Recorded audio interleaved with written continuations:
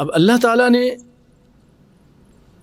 صرف یہ کہ نبی صلی اللہ علیہ وسلم نے ان سے درگزر فرمایا اس پہ نہیں چھوڑ دیا، بلکہ ان کے اور آنے والے لوگوں مسلمان سب کو تنبیہ کی، کچھ باتیں اہم بتا دیں کہ تم کافروں کو کوئی راز مت دو، ان سے پکی سچی دوستیاں مت کرو، اور اس طرح کی بہت ساری باتیں رہتی دنیا تک کے لیے۔ تو آئیے وہی آیتیں سنتے ہیں۔ فرمایا یا ایھا الذین آمنوا، اے ایمان والو، لا تتخذوا عدوی وعدوکم اولیاء، میرے اور خود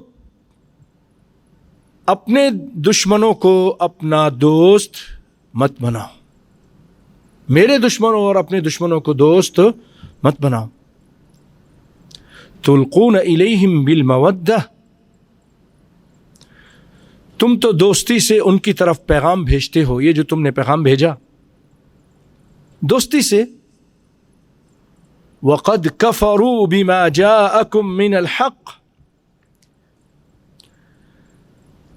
اور وہ اس حق کے ساتھ جو تمہارے پاس آ چکا ہے کفر کرتے ہیں، وہ تو اس کا انکار کرتے ہیں۔ تمہارے پاس جو اللہ کے دین، قرآن، یہ نبی اور نبی جو باتیں، اس سب کا وہ انکار کرتے ہیں، کفر کرتے ہیں۔ یخرجون الرسول وإیاکم،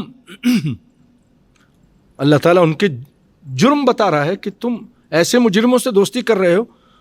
یخرجون الرسول، کہ انہوں نے رسول کو، پیغمبر علیہ السلام کو، محمد صلی اللہ علیہ وسلم کو جو تمہارے رسول ہیں، اور خود تم کو انہوں نے نکالا ہے، جلا وطن کیا ہے، اور اس کی وجہ یہ ہے ان تؤمنوا باللہ ربکم، کہ تم اپنے رب اللہ پر ایمان رکھتے ہو۔ ایمان لانے کی وجہ سے انہوں نے تم کو، تمہارے رسول کو نکالا ہے۔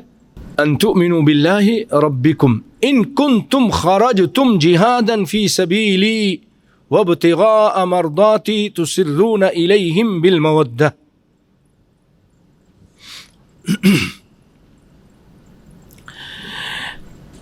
اگر تم میری راہ کے جہاد میں اور میری رضامندی کی طلب میں نکلتے ہو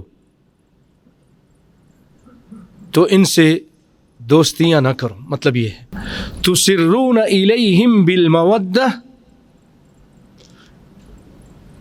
کہ تم ان کے پاس محبت کا پیغام پوشیدہ پوشیدہ بھیجتے ہو۔ تسرون سر، وَأَنَا أَعْلَمُ بِمَا أَخْفَيْتُمْ وَمَا أَعْلَنْتُمْ، اور مجھے خوب معلوم ہے کہ جو تم نے چھپایا اور جو تم نے ظاہر کیا، مجھے سب معلوم ہے۔ وَمَن يَفْعَلْهُ مِنْكُمْ فَقَدْ ضَلَّ سَوَاءَ السَّبِيلِ، اور جو بھی تم میں سے اس کام کو کرے گا یقیناً وہ راہ راست سے بھٹک جائے گا، بہک جائے گا۔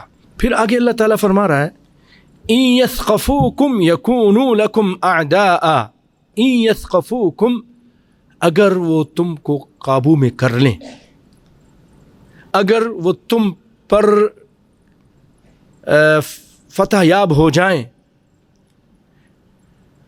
تو إِن يَثْقَفُوكُمْ يَكُونُوا لَكُمْ أَعْدَاءً، جن کو تم دوست بنا رہے ہو اور راز کی باتیں دے رہے ہو، اگر یہ اپنے مقصد میں کامیاب ہو جائیں، تم کو قابو میں کر لیں، تم پہ فتح پا لیں، تو پھر کیا ہوگا؟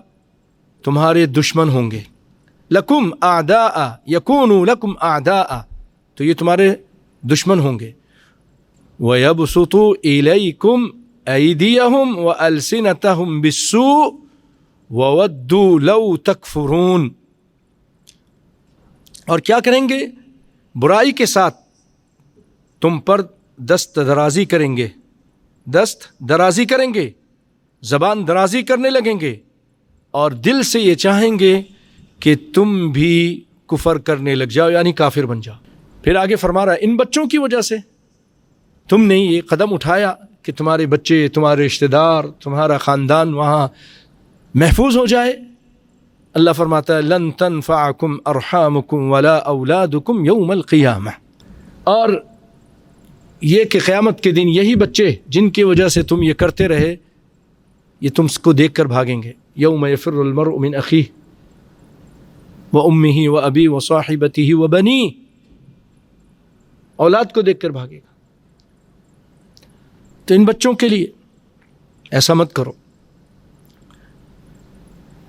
یفصل بینکم واللہ بما تعملون بصیر، اور اللہ تمہارے درمیان فیصلہ کر دے گا قیامت کے دن، اور جو کچھ بھی تم کر رہے ہو اس کو دیکھ رہا ہے.